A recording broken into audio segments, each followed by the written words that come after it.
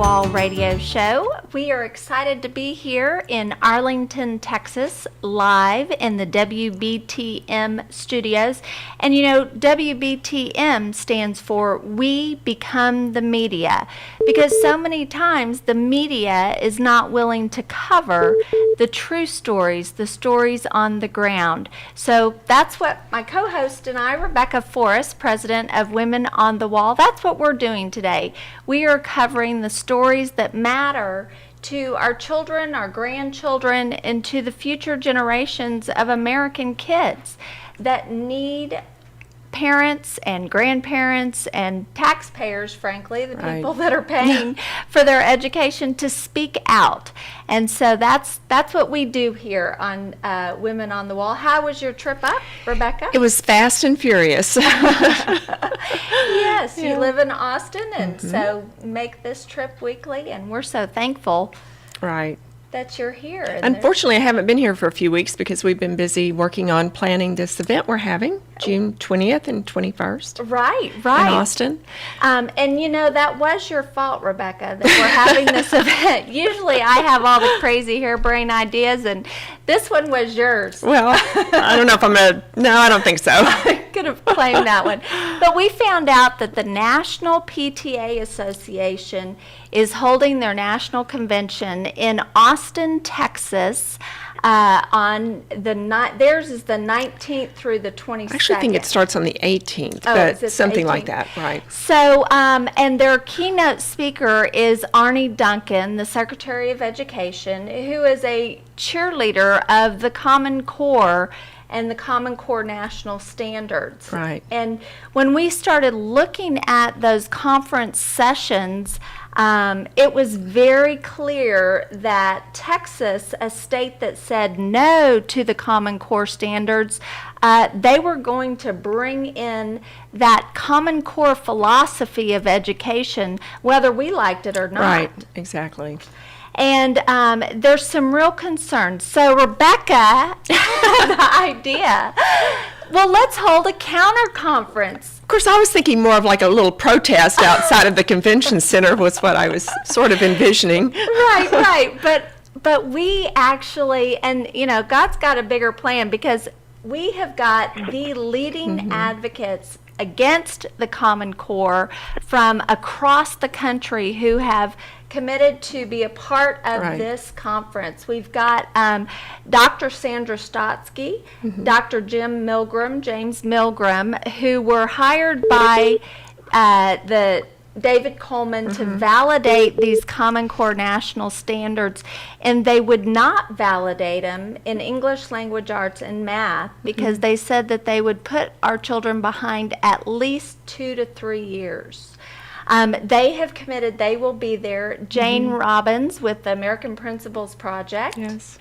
Dr. Peg Luxick out of Pennsylvania, who we adore.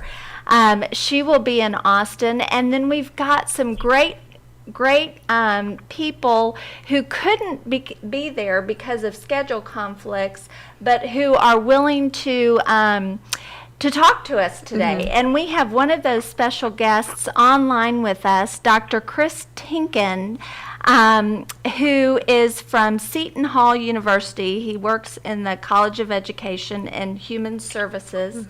And he has done 2 phenomenal documentaries, and they're short and they're to the point.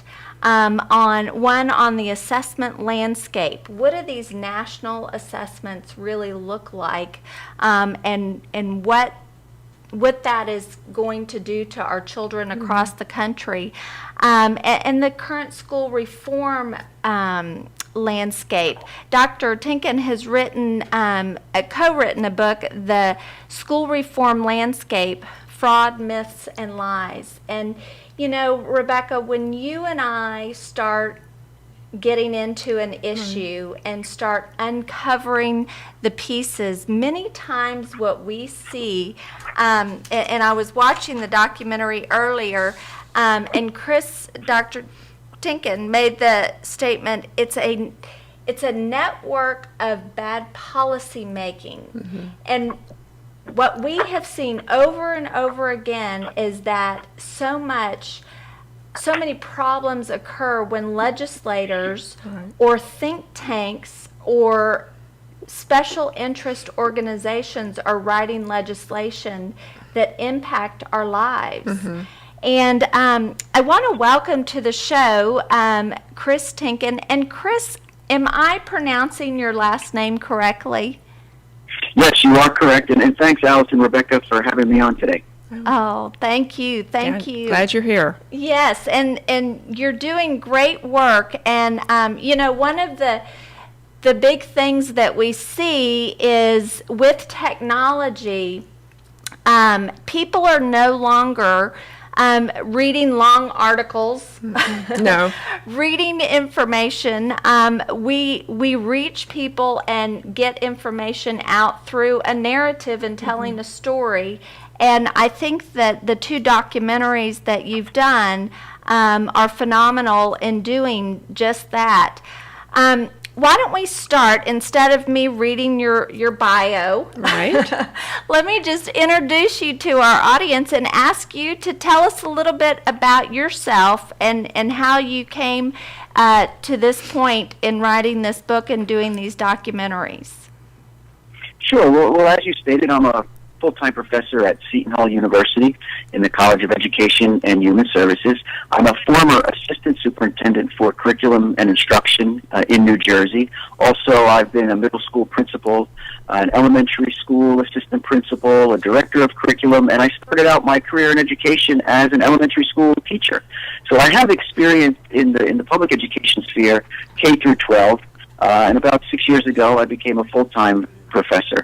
My area of research is, in fact, curriculum and assessment policy, both national and international. And that's what I'm basically known for in terms of my writings and presentations. Well, and it's interesting when you start looking at the landscape of where we are in education in the United States today. There's a history, I think, of bad policy making at the national, state, I guess national and state level. Tell us your thoughts on that, about how we got to where we are today, where we had this thriving public school, education, where local control was led by a local school board, to now where we have what we can term Fed-led ed, a federal takeover of our education system.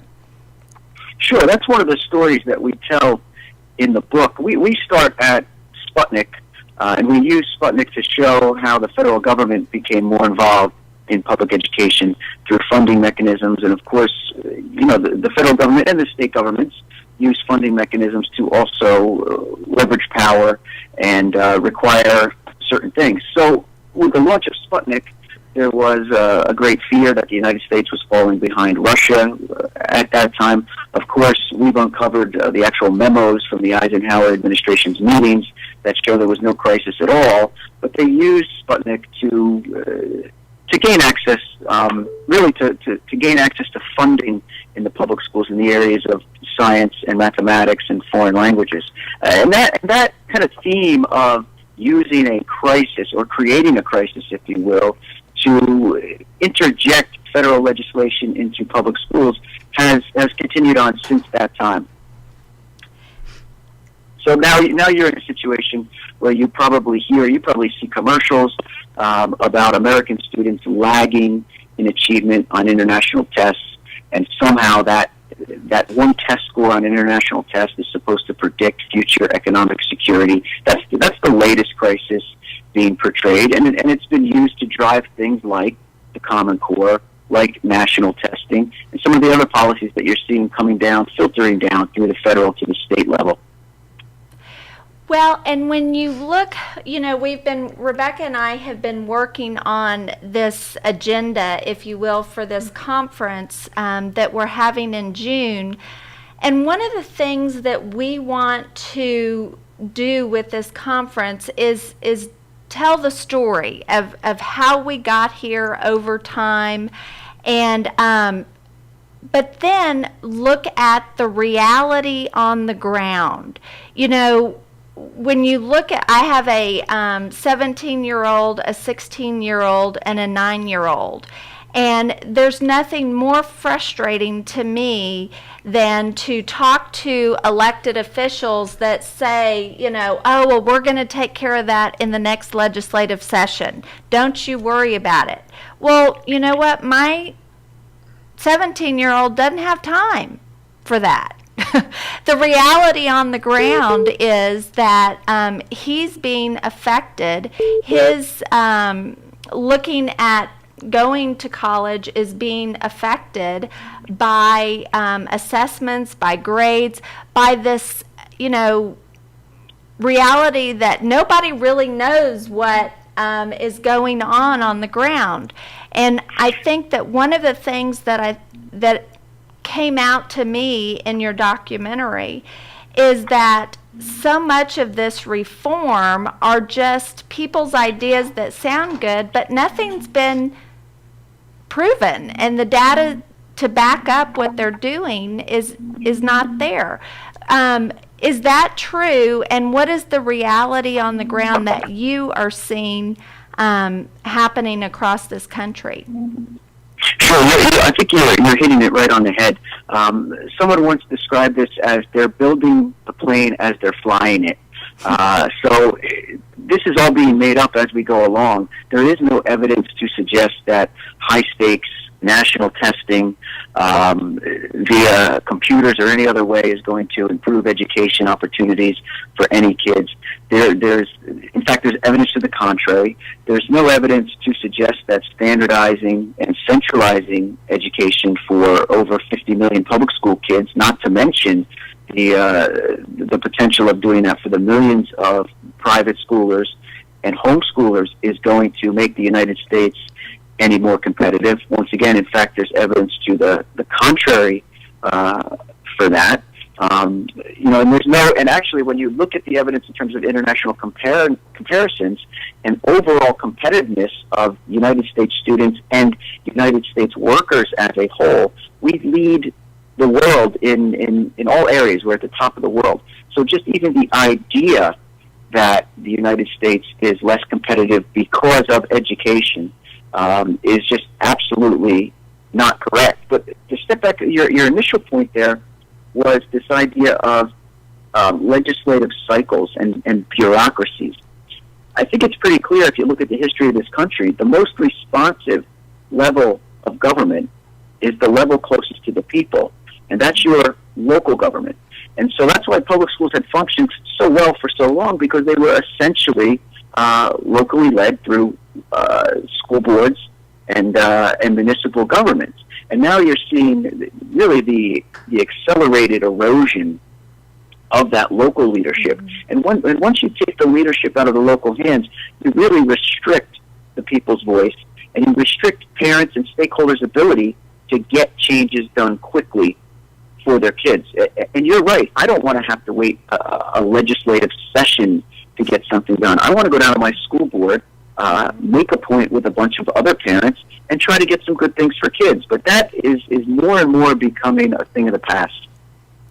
Well, and you know, one of the things that I see happening too with this is they're taking the heart and soul of our communities away. So many times the local public schools in a community are the economic driving force in that local community. And when you take away that, and you through the big school choice movement, no one is talking about, well, what does that look like in rural, in West Texas, in Alpine Texas, where the school is the local economic driving force and the heart and soul of the community. I don't care whether you're a black, white, purple, or yellow. When there's a band competition, a sports competition, that whole community comes together for those kids.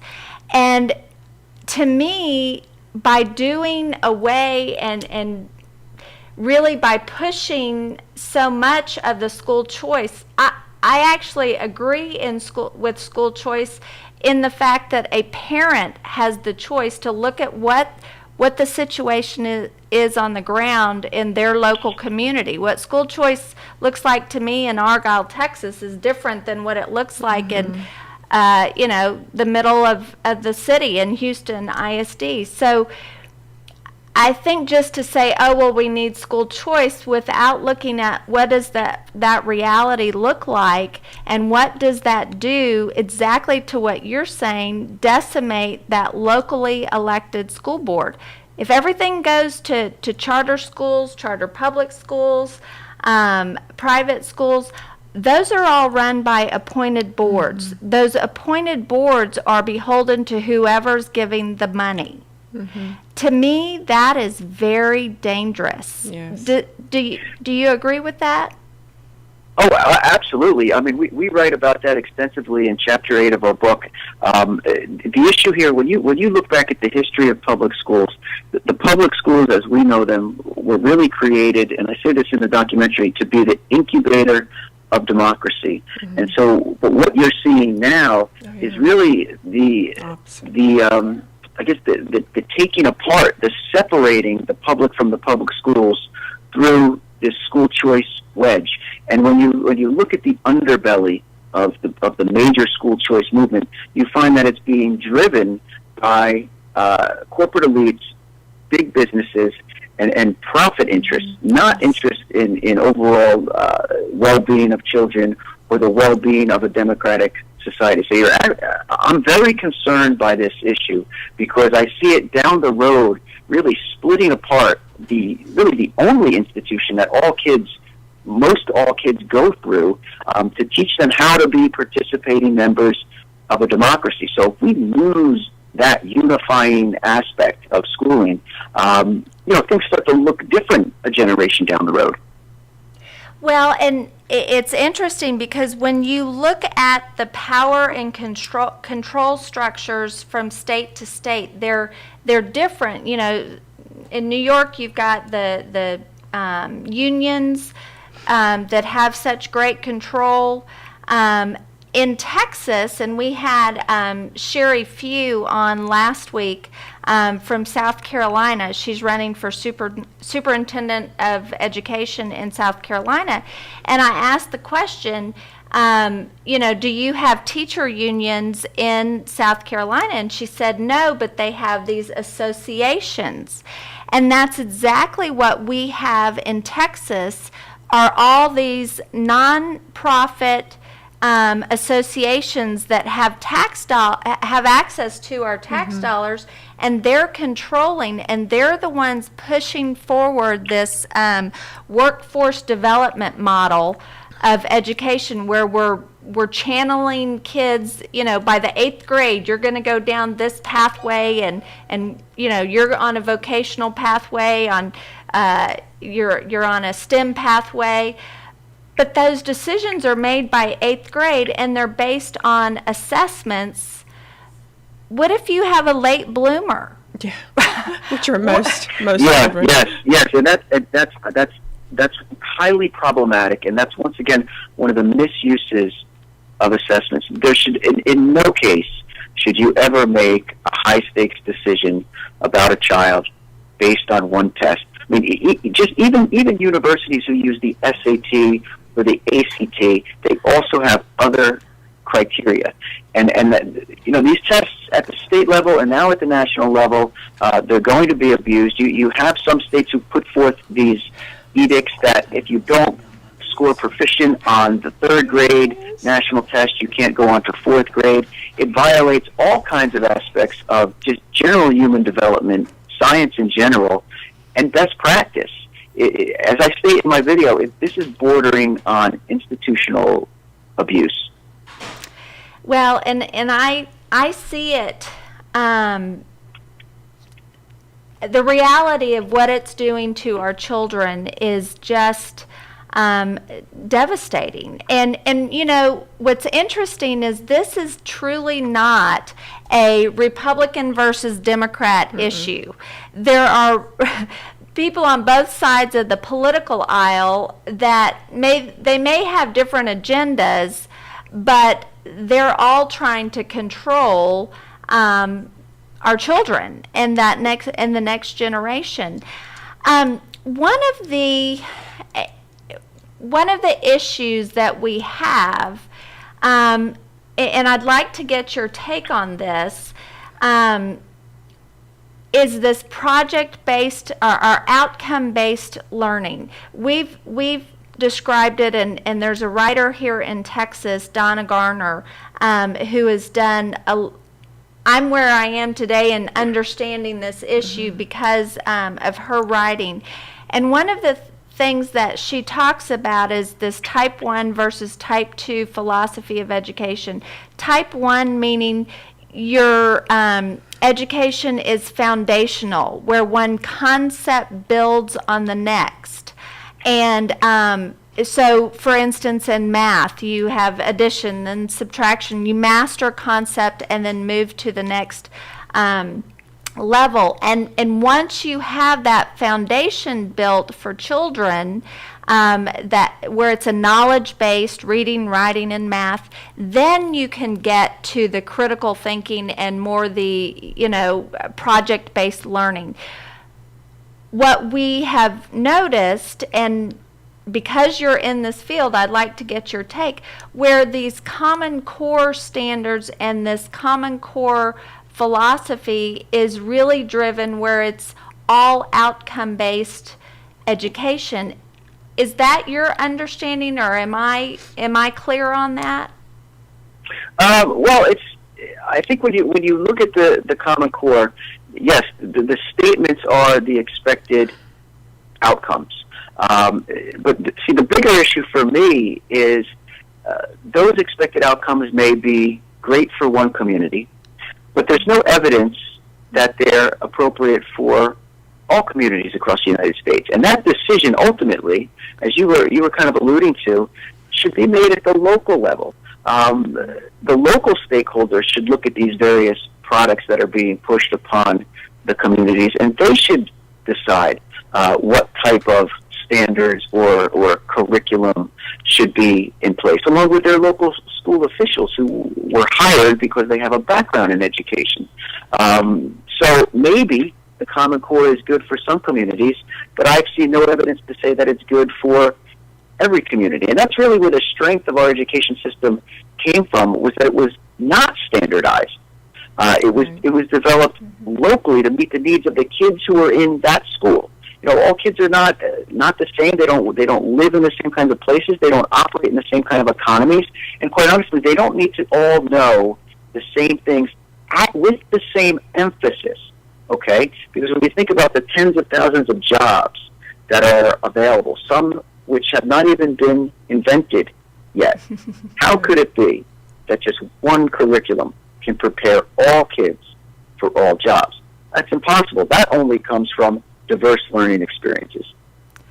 Well, and it's interesting because when we look at, for instance, in Texas, Texas used to have one of the strongholds, if you will, on curriculum products, on the textbooks. Because we purchased so many textbooks with the Permanent Education Fund, kind of the way Texas went, that's the way the rest of the country went. That has all changed, and now it seems that all of these textbook companies, or Pearson, for instance, is aligning everything to the Common Core, and even our national assessments are not those assessments to get into the universities, the SAT, the ACT, and the GED. David Coleman has said he's aligning with the Common Core.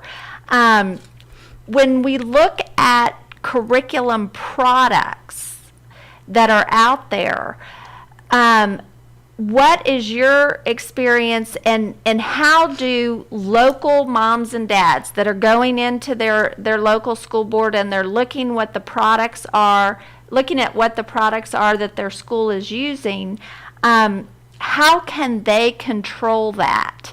And are there products out there that are not a part of this education takeover, if you will? Sure. Well, that's getting harder and harder, and that's one of the consequences of standardization. You actually end up with less choice. So you're absolutely right. The major textbook publishers, almost all the textbook publishers actually, have now moved into production of Common Core materials. So what that means is schools that are looking to do perhaps something different, there are a few states left that have not officially signed on to the Common Core. However, it's going to be tough to find materials that are not Common Core related. So in terms of what control parents have, once again, control or at least input into materials has basically been stripped away because now all the materials are becoming standardized. In years past, I don't know how it worked in your district, but a lot of districts would have textbook committees, and parents would be allowed to sit on those committees side by side with teachers and administrators and review textbooks and so on and so forth. At least in the Northeast, where we had a lot of local control. Texas was, as you said, a state adopter of textbooks. But in the Northeast and some other parts of the country, every local town could choose a different textbook. And that's where you got maximum input. But that is being extinguished because of what's going on now in terms of standardization and centralization. Do you, as a professor and someone who is teaching in the education field, how is this impacting the next generation of teachers? Are kids coming into colleges thinking I'm going to teach and then look at this landscape and rethink it? What are you seeing at the university level with how teachers are being trained? Yeah, at my level, I teach. I don't train teachers. I train people who are going to be principals, superintendents, education researchers, commissioners of education. And so what I'm seeing there, and I'm starting to get very concerned, is now you have this generation of people coming into these leadership roles who know nothing else other than standardization, because they entered the workforce in the mid to late 90s when the state standards movement started getting a full head of steam, where there was over 30 states by 1997 that had state standards, and they basically grew up under No Child Left Behind. So they are having a very hard time imagining a decentralized education community, so they're more apt to latch on initially to Common Core as a good idea. They're more acceptable of national testing as a good idea, until, of course, I bring forth the evidence about these things. But the problem is, you have this generation of people who are going to be running our schools. They grew up in a standardized environment, and for them, this is just a logical next step. And that concerns me greatly, because I'm concerned once people don't start to question this, it's going to be very difficult to turn it around. Well, and when you look at the Common Core, when you look at what we had in Texas with C-Scope, it's very similar. Right, it's really about controlling the teacher and evaluating the teacher on, if she's keeping up with that scope and sequence, and, yes. It doesn't matter what the demographics are in her class. She's got to cover this, this, and this on these days. And the assessments are really not assessing knowledge from a child based on what the teacher taught. It's assessing the teacher and then evaluating the teacher. And my concern is that we do have great veteran teachers who actually know how to write their own curriculum, know how to, use techniques that have been piloted and proven successful. Yes. They're being weeded out. And is that what you're seeing as well? Yes, Alice and Rebecca, you are both of you are hitting this on the head, because what you're seeing now is the states, the state education agencies are putting requirements on the teacher training institutions that these teachers need to essentially be raised with a Common Core mentality. So let's think, 15, 20 years ago, teachers coming out of teacher prep, they were more like designers, right? They would take curriculum, they would design units to best meet the needs of their students. Yes, What we've done now is we've basically taken the teaching profession and turned them into implementers. Just follow the script. And I think that's very dangerous both for the teaching profession, but more so for kids, because the view that a teacher has about a child now is, okay, I have to follow the script. The student should be able to follow the script. If the student can't follow the script, then there's a problem with the student. And it's actually the other way around. There's a problem with the system. The system is supposed to meet the needs of kids.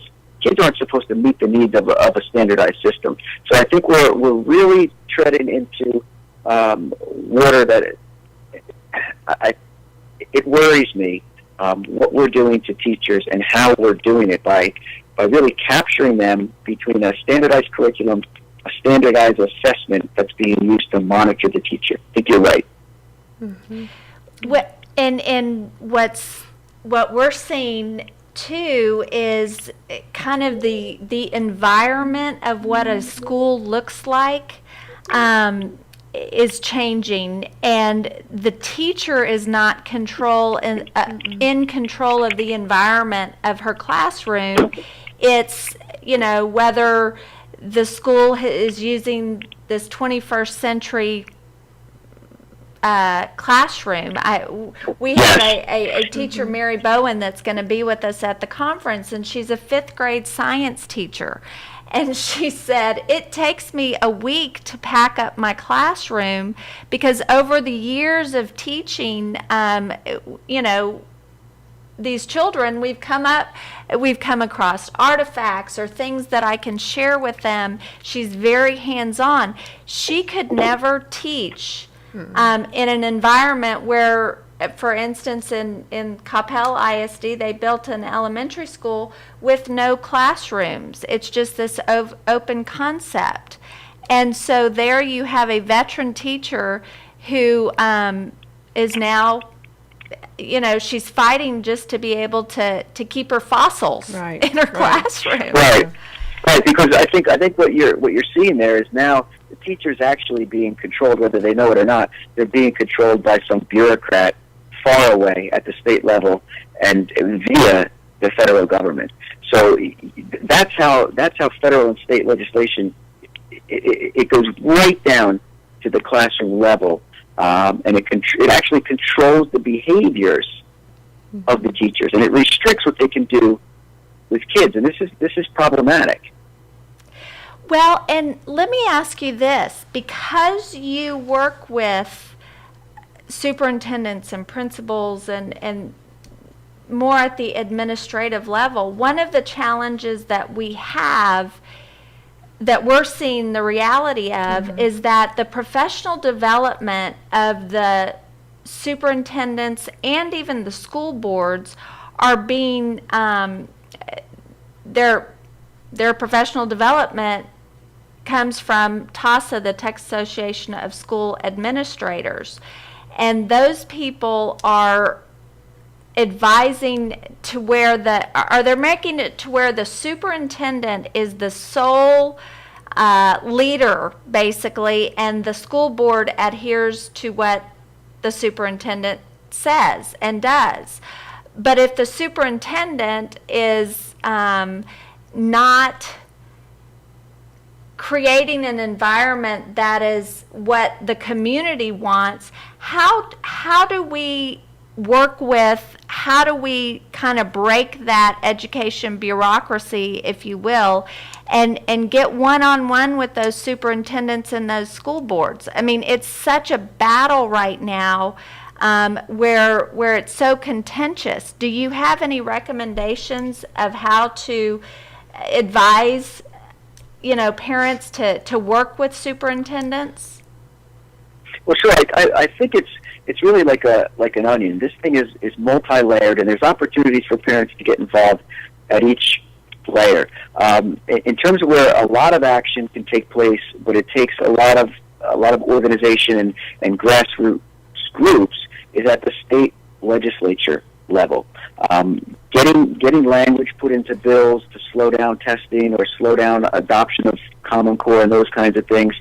Getting language in to give the teacher more freedom in terms of curriculum materials, or giving parents, making sure that parents have say in terms of curriculum materials. That kind of stuff happens at the state level. And you need to, I tell parents, seek out state organizations that already exist that are advocating on behalf of children, and try to get involved with those organizations to begin to influence policymakers. So you have the state level.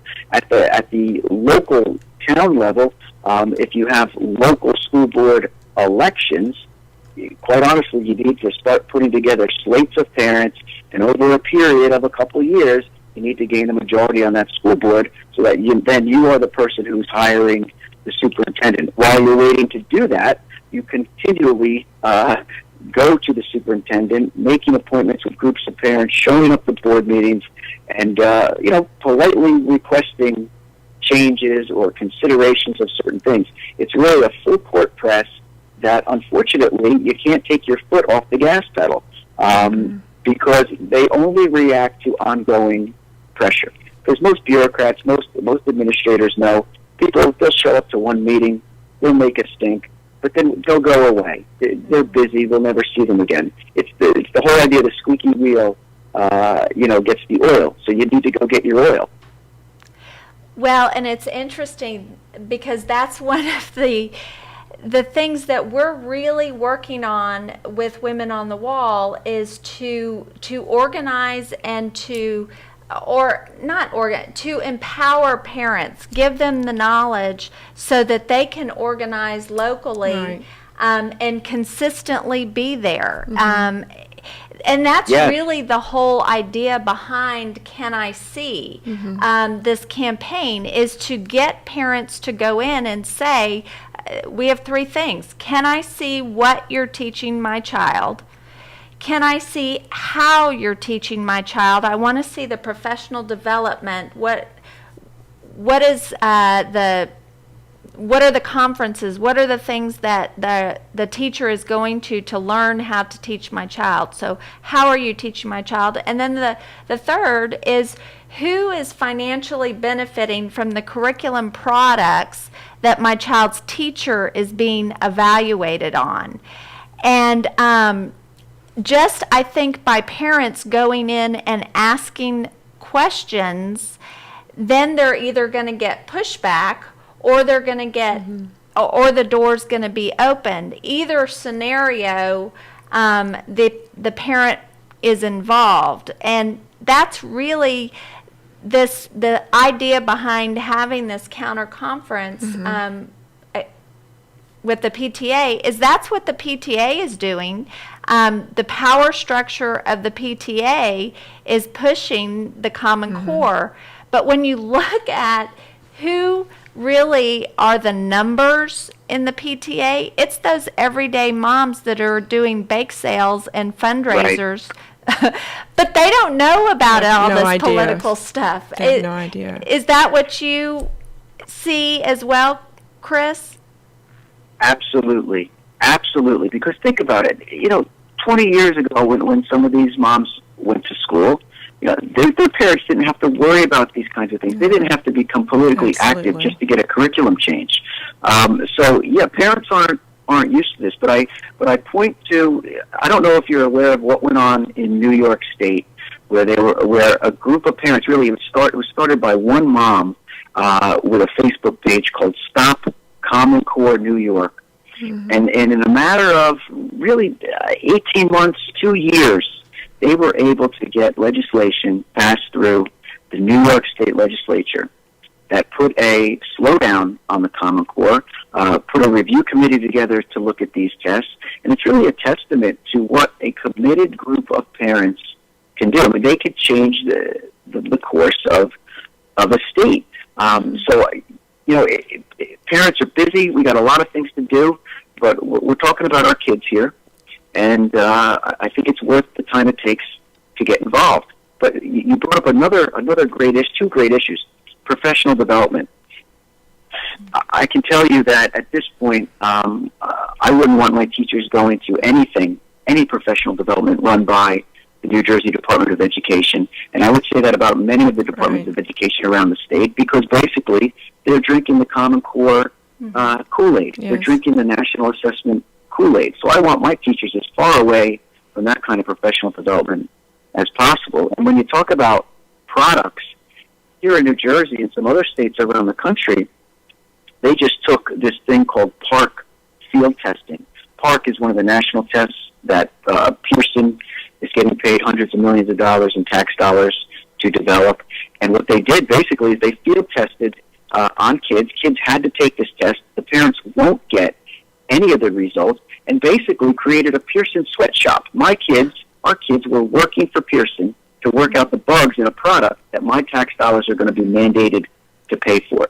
So when you talk about networks, okay, this idea of standardization and centralization and selling the products to make that run is completely networked through the major corporations, through the legislation, and through these think tanks. The Thomas B. Fordham Institute, perhaps one of the biggest purveyors of Common Core Kool-Aid out there, totally in support of standards and assessment. They're pumping this stuff out on a daily basis about the virtues of this kind of education, and there's just no evidence to support it. It's a complete takeover of tax dollars and stripping parents and stakeholders of local control of education. And the sooner that parents wake up and start talking about this and doing something about it, the better, because we're already 4 years into it. Well, and it's interesting because when you look at the networks that we've become connected with, there is a anti-Common Core movement in all 50 states, and it's really run by moms and dads too, Right. But that are using the idea, kind of WBTM, we become the media. I just, on Facebook, I was sent a story by Jenny White from Rope in Oklahoma that's fighting against, or fighting to have Governor Fallon sign the legislation getting rid of the Common Core. Well, they're connected because she was pushing a Missouri education watchdog group run by moms who put out an article of the Fordham Institute's Common Core dark comedy continues. Plane trips and what is the meaning? Yeah, what is the meaning of this? So these moms are really becoming the media and networking, and I really believe that's our hope. Is Dr. Peg Lexick, whenever we speak to groups, I always love to use her quote because she said, someone asked, why is it all these moms or why are all these women out fighting against the Common Core? And she said, well, a man, he will die for his child. He will stand in the line of fire for his child. But a mother will kill. And that instinct of a mother, because we have no agenda other than our child. Right. And not that men and dads don't, because you do. But that motherly instinct is real. And would you agree, Chris, that that's our hope? That's what I see across the country. All of these grassroots groups that are now in, like you said, all 50 states, they are being driven, being led by parents. And for a large segment, it's moms. I've heard them called warrior moms. There's now a group called Band of Mothers. Like on the Band of Brothers takeoff. And it really is a phenomena that is going across the country, but it's exactly what we need. There's nobody closer to the child than the parent. And those are the people that need to speak up. And they are getting more involved. It just comes down to organizing and getting organized and getting some leverage. Well, I think you're exactly right. And, you know, we're excited that we are the women on the wall. We are going to stand on the wall and protect our home and hearth and community. That really, and we're banding together with other groups and organizations. And, you know, one of the things that I think is so important, because they like to say that we're crazy and we don't know what we're talking about. And there has to be solid, concrete evidence and data that we as moms can use to take to other moms and dads and say, this is what's happening. And Chris, that's what you have provided us. Right. Is the data and the tools and the narrative. And so we are so thankful. Rebecca, did you want to say anything? I've kind of taken over, and I apologize, Rebecca. She might have wanted to ask you something, Chris. Let me give her a chance. Well, no, not really. I didn't want to ask anything because, I mean, you've covered so much really important information for our listeners. I think that one of our biggest challenges, though, is especially when we talk to parents who, you know, most people believe that teachers in the public school systems are there for the right reasons. And when you start talking to them about this, their eyes sort of glaze over and they look at you like you're crazy, or they'll say, well, I homeschool my child, so I'm good. No problems, right? Or they go to some private school, or, you know, and then once you start explaining to them that, no, it's going to affect you. It already is. You just don't know it.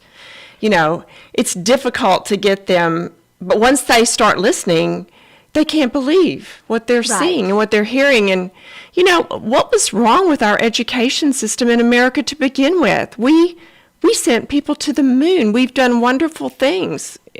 I just don't know why they thought there was such a need to mess everything up. Sure. Well, it goes back to it's a created crisis. You know, we top the world in global creativity, global innovation, global entrepreneurship. We top the world in the number of Nobel Prizes in the sciences overall since the beginning of Nobel Prizes, but more so since the year 2000. We have the most Nobel Prizes in the sciences throughout the world. We've been at the top of the world in terms of the Growth Competitiveness Index, GDP, you name a productivity or a creativity or an entrepreneurial index, and we're at the top of the world. And the interesting thing is, all of those measurements come from adults who went through school that was non-standardized. Yes. That's okay. Really... So I wonder what standardization and centralization is going to do. If we were able to create what has been created now with kids who went through a non-standardized curriculum. But all of those facts and figures and everything I talked about today, I want to just give your viewers and listeners, if you go to my website, it's all free. Okay? Everything, all the articles, all the data, it's all there for you to arm yourself when you have discussions with these officials. It's just www.christienken.com. Everything's free. I encourage parents and stakeholders, download whatever you need, contact me, just keep pushing forward. Thank you. That's what we will do. And Chris, if you are next time you're in Texas, please let us know. We'd love to host you and have you speak to one of our groups and connect you with some of the moms and dads who are out fighting. And we just thank you and appreciate all the work that you're doing. Great. And thanks to you, Alice. Thanks to you, Rebecca. And just keep it going. Oh, we will do it. Sure will. Thanks so much. Have a great day. We'll be in touch. Thank you. Be well. Bye-bye. Bye-bye.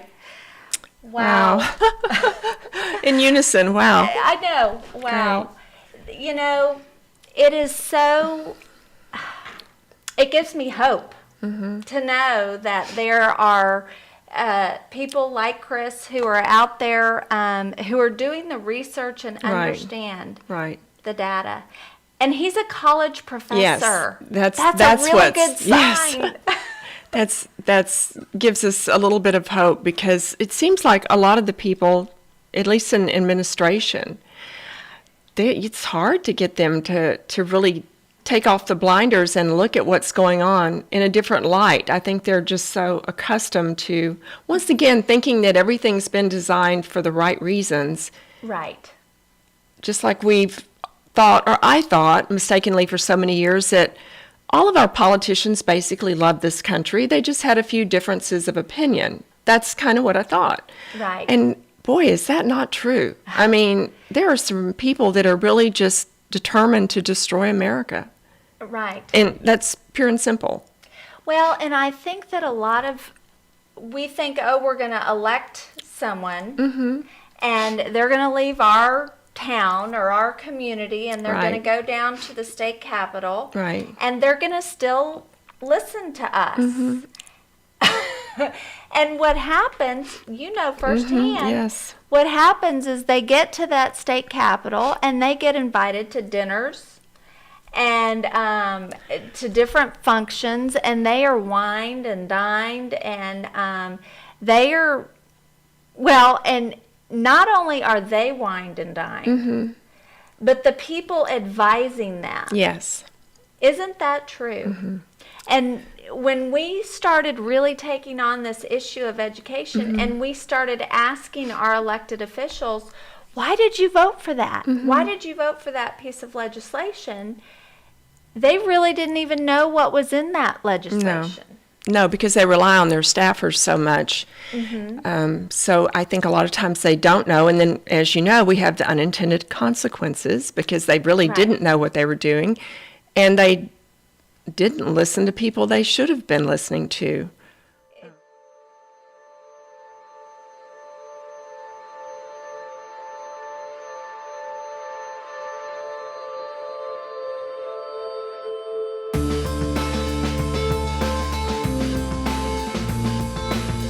America is a large and diverse country. It covers approximately 3.8 million square miles. It's the third most populous nation on the planet, with approximately 320 million people. Over 40 languages and dialects are used regularly. There's 6 time zones for 50 states, covering 7 major geographic regions. America has 11 climates and the world's most complex and largest economy. If California was a country, it would be the 8th largest economy on the planet, ahead of Russia, India, Italy, Canada, and Australia.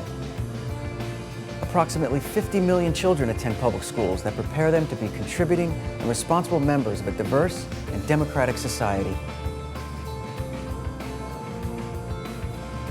In a country this diverse, how could it be that in 45 states, there's now only one national standardized curriculum in mathematics and English language arts? Only one pathway to college and careers? Furthermore, how could bureaucrats in over 40 states think it's a good idea to administer one national standardized test, all without scientific evidence to support the effectiveness of their plans? It's disturbing.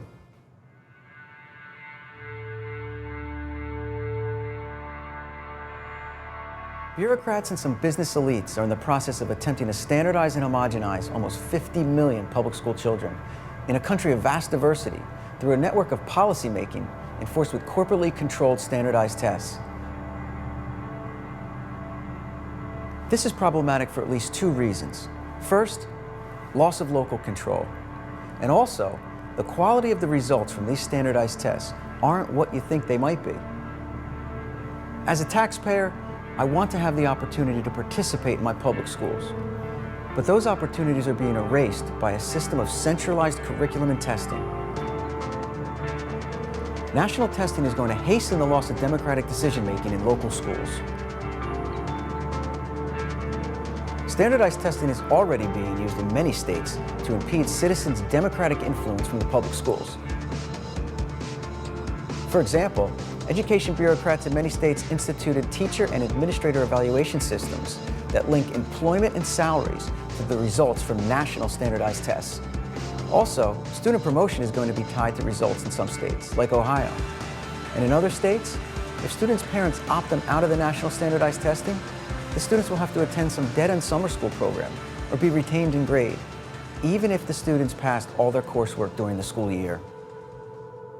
So now, In states with those types of policies, regardless if teachers, community members, and administrators know that things like the Common Core state standards and national testing are dataless initiatives, they'll be almost powerless to stop the standardized train wreck for fear of losing their jobs or harming their children. Parents, students, and educators are being forced to comply with a broken system that has no evidence to support it.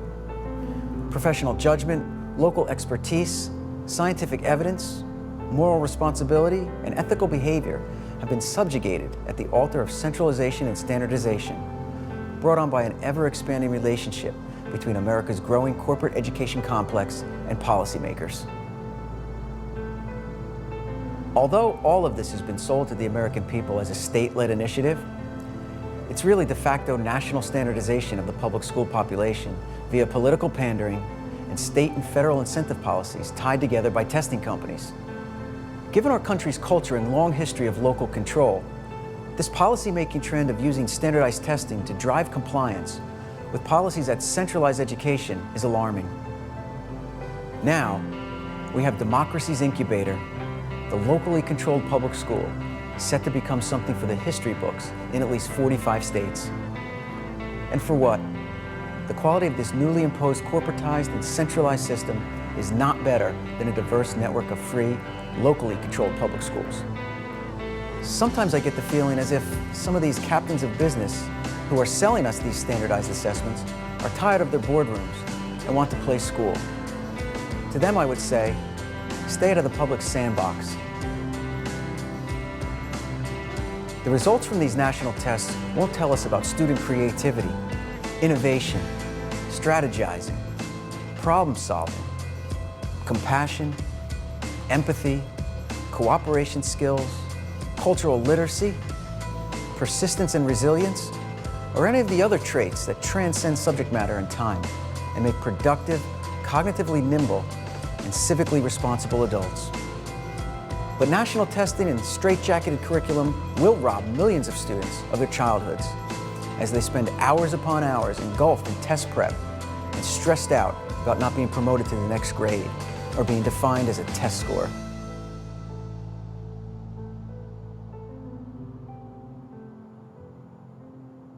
As a nation, we're moving in the wrong direction. We should be spending time and money on finding ways to capitalize on our strengths that go beyond subject matter, time, and international boundaries. The U.S. is one of the world leaders in things like creativity and innovation. For example, the U.S. ranks second in the world on the Global Creativity Index. Sweden was first. The U.S. was fifth in the world on the Global Innovation Index. Switzerland was number one. Neither Sweden nor Switzerland swim in our economic shark tank. China was 35th in the world in terms of innovation. The U.S. is fourth in the world in terms of quality of human resources to support entrepreneurial activities, according to the Global Entrepreneurship and Development Index. In addition, the United States is ranked first in the world for entrepreneurial aspirations. We rank sixth in terms of turning those aspirations into reality. New Zealand was first. Keep in mind that New Zealand has a population of only 4 million people. In the US, we call that Los Angeles. China's near the bottom of the world rankings in entrepreneurial aspirations and turning those aspirations into reality. Considering that the United States had over 121,000 innovation patents in 2012, and the rest of the world combined had only around 132,000, it would seem to me as if our non-nationally standardized, creative, and innovative public education system was doing well all these years.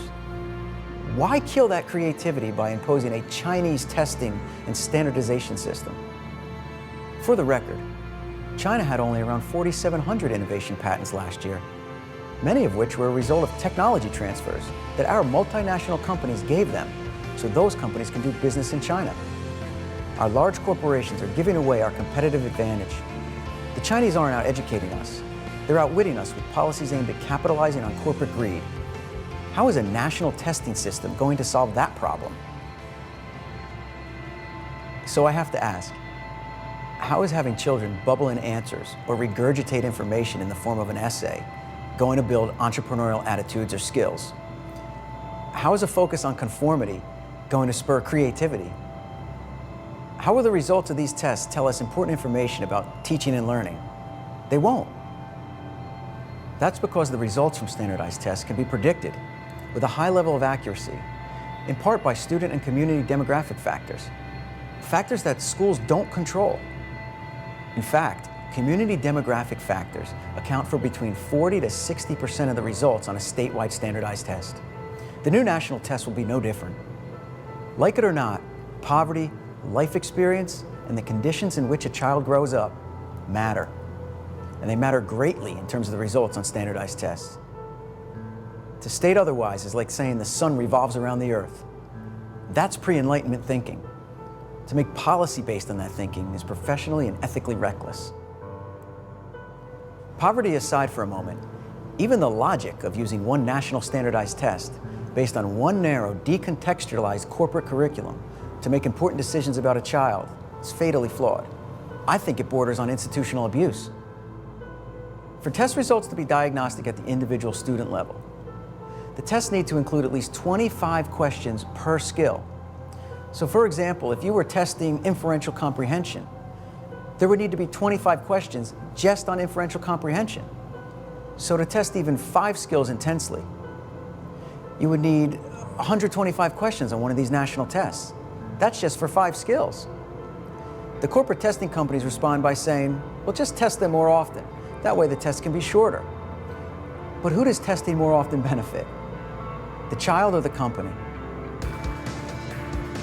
The national test will include only a few questions per skill, most likely between 4 and 8. Would you make an important, potentially life-altering decision about a student's ability to understand complex information based on the results from 4 questions? The results from one test should never trump the insights of parents and teachers who spend every day and over 1,000 hours a year with a child. It's just bad policy and dangerous practice. Where's the evidence that a centralized system of education is better than local control? Where's the evidence that national standardized tests are going to improve the education experience for all students? Show me the data. It seems as if scientific evidence has been cast aside in favor of some ideological ideas from a small group of oligarchs and bureaucrats who are all too willing to take public money and peddle the standardized education reform potion.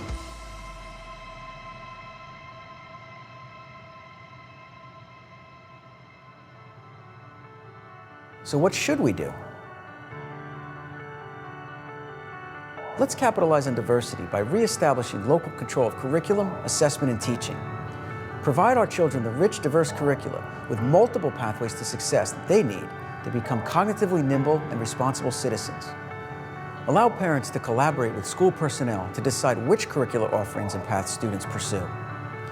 If your community wants to set standards, set them at appropriate cognitive developmental levels and don't make them one-size-fits-all.